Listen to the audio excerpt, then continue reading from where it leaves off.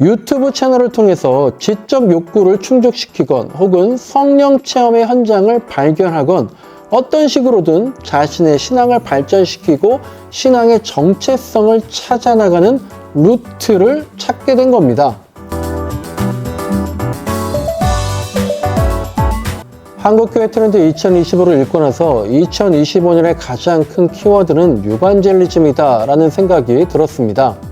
목회데이트 연구소가 작년 책에서 올해 2024년의 가장 큰 트렌드를 OTT 크리스찬이라고 예측했었는데요. 내년 2025년 역시 유튜브를 통한 복음 전파가 다른 많은 트렌드와 연관되어 있기 때문에 그렇습니다. 이번 1월 2차 리뷰에서는 2025년 한국교회 트렌드 10가지 중에서 유반젤리즘과 오소프락시 그리고 솔트리스 처치를 집중적으로 분석해 보려고 합니다. 특히 세 가지를 결부시켜서 유튜브 사역이 개인이나 기관의 전문 사역을 넘어서 저희 동해 한빛교회와 같은 작은 교회에서도 효과가 있을지를 생각해 보려고 합니다. 유반젤리즘은 유튜브와 이반젤리즘을 합쳐서 만든 신조어입니다. 이제 뭐 더 설명할 필요도 없지만 코로나 이후 유튜브를 통한 기독교 사역이 한국교회의 복음 전파 방법을 확연히 바꿔 놓았을 뿐만 아니라 더 중요한 것은 평신도의 신앙 수준을 굉장히 업그레이드 해 주었다는 건데요. 한국기독교 목회자 협의회에서는 작년 2023년에 신앙 성장에 도움을 받은 것이 무엇입니까? 라는 조사를 했습니다. 그리고 10년 전에 했던 같은 조사와 비교를 해봤는데요. 그 결과 한국의 개신교인들이 신앙생활을 하는 데 있어서 미디어의 도움을 받는다라는 응답이 1%에서 19%로 올랐습니다. 반면에 더 충격적인 것은 현장에서 드리는 예배와 설교가 내 신앙생활에 도움이 된다라는 응답이 64%에서 28%로 줄었다는 겁니다. 아마 올해 2024년에 조사를 했다면 그 격차들은 더 커졌겠죠. 또한 2024년 6월에 조사를 보면 현재 미디어를 통해 본인의 출석 교회 이외에 다른 교회 예배나 설교를 듣는다라는 성도는 무려 50%에 달했습니다. 더 이상 한국교회 개신교인들은 예배와 설교, 기도, 찬양 등의 신앙생활을 출석하는 교회에만 의존하지 않고 유튜브를 충분히 활용한다는 거죠. 또한 신학이나 교리 등에 대한 질문 역시 괜히 눈치 보면서 자기가 출석하는 교회의 목사에게 묻지 않는다는 겁니다. 자신의 취향과 신앙 성향에 맞는 유튜브 채널을 선택하면 되죠. 그래서 성경 공부와 설교 등을 들으면서 출석하는 교회에서는 제공받지 못하는 것들을 셀프 솔루션의 방식으로 완전히 해결하면서 신앙생활을 하고 있는 거죠. 이것은 이제 담비 목사를 비롯한 로컬 처치의 목회자들에겐 큰 고민거리지만 기독교인들 개개인에게는 담비와도 같고 굉장히 자연스러운 현상이 된 겁니다. 그래서 목회자들의 경우는 7.7%만이 유튜브가 성도들의 신앙생활에 매우 도움이 된다라고 생각했지만 평신도들은 29%가 매우 도움이 된다라고 응답하는 거죠. 그런데 앞으로도 이런 현상이 지속될 것인지 아직도 유튜브 사역이 블루오션인지 저는 그게 좀 궁금한데요. 2024년 6월에 한국교회 트렌드 2025 조사에 따르면 개신교인들의 60.7%가 하루 1시간 이상 유튜브를 이용한다고 답했습니다. 평균 이용 시간은 하루 1시간 53분이고요. 이것은 한국인들의 평균 이용 시간과 비슷합니다. 그리고 개신교인들은 기독교 유튜브를 일주일에 1시간 이상 시청한다고 무려 43.8%가 답했습니다. 특히 개신교인은 64.8%가 종교 유튜브를 이용한다고 했는데요. 이것은요, 불교 신자의 39.7%, 가톨릭 신자의 31.4%보다 월등히 높은 수치입니다. 즉, 개신교 신자들은요, 유튜브 콘텐츠를 통한 신앙생활에 훨씬 큰 관심을 보이고 있다는 거죠.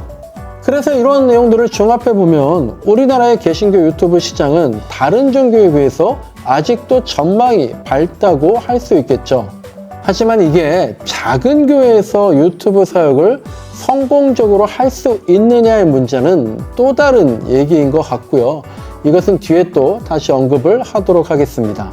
어쨌든 이렇게 유튜브를 통한 신앙생활이 활발해지니까요, 아주 중요한 현상이 하나 나타났는데요. 그것이 바로 오소프락시라는 신앙의 양극화 현상입니다.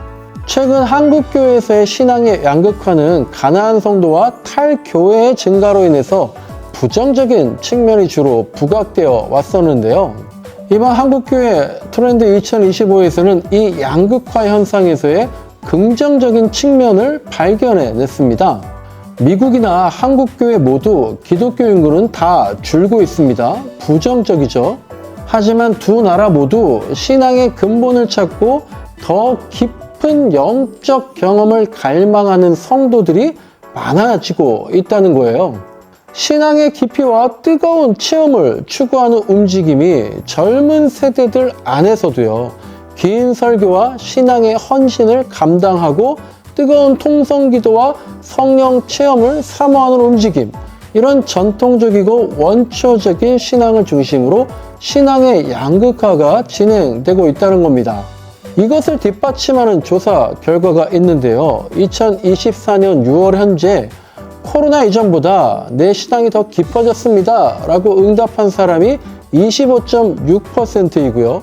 내 신앙이 더 약해진 것 같습니다 라고 응답한 사람이 더 적은 18.2%로 나타난 겁니다.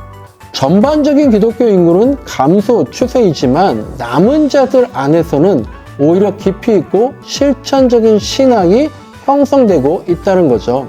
이런 현상을 오소프락시라고 이름한 것인데요. 정통 또는 올바른이라는 오소에 실천을 뜻하는 프락시를 결합해서 정통 실천 또는 바른 실천을 뜻한다고 합니다. 그리고 중요한 건 이 현상 역시 유튜브와 깊은 연관이 있다는 겁니다.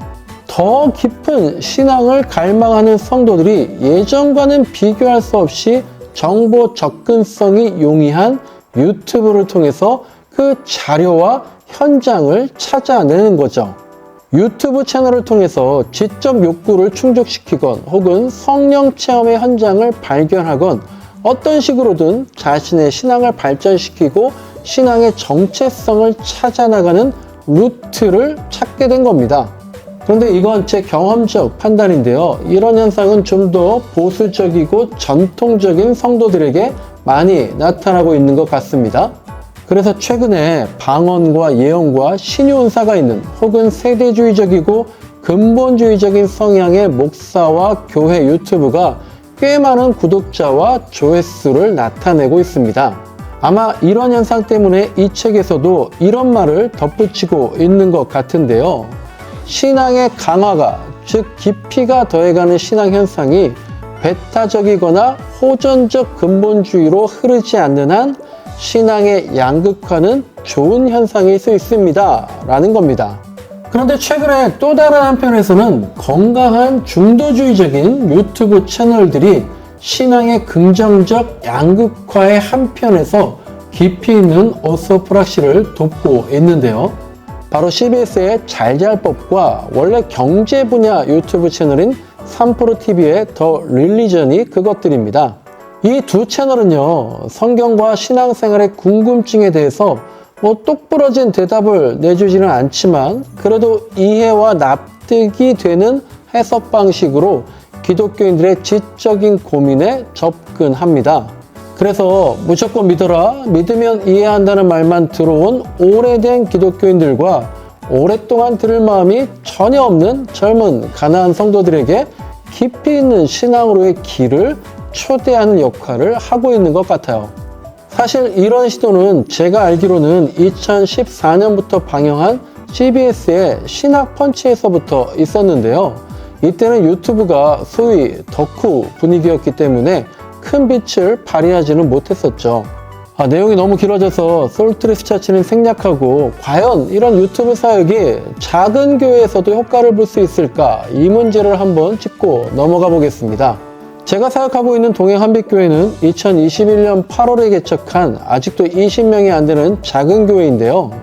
개척 때부터 온라인 처치를 표방하면서 유튜브 사역을 겸하고 있고 현재 7,800명 정도의 구독자를 보유하고 있습니다.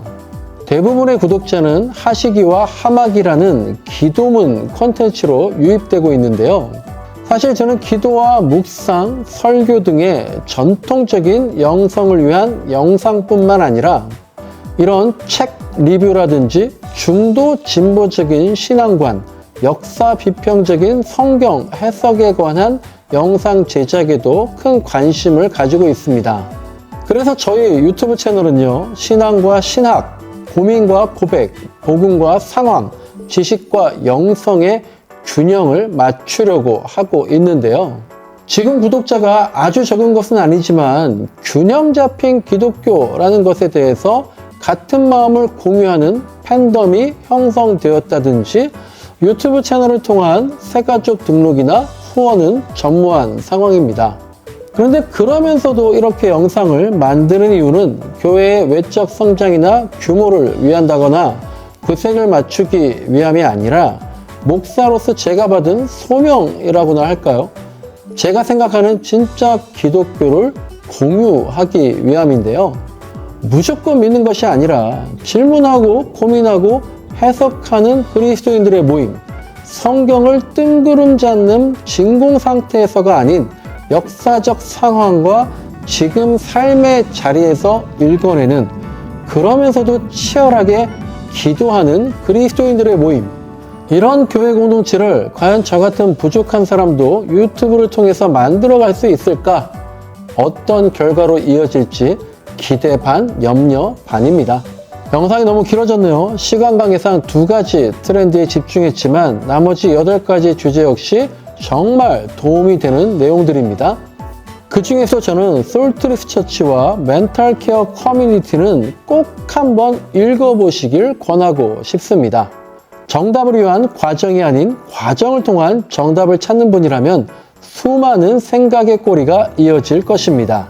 지금까지 1월 1책 목회데이터 연구소와 규장의 한국교회 트렌드 2025였습니다. 감사합니다.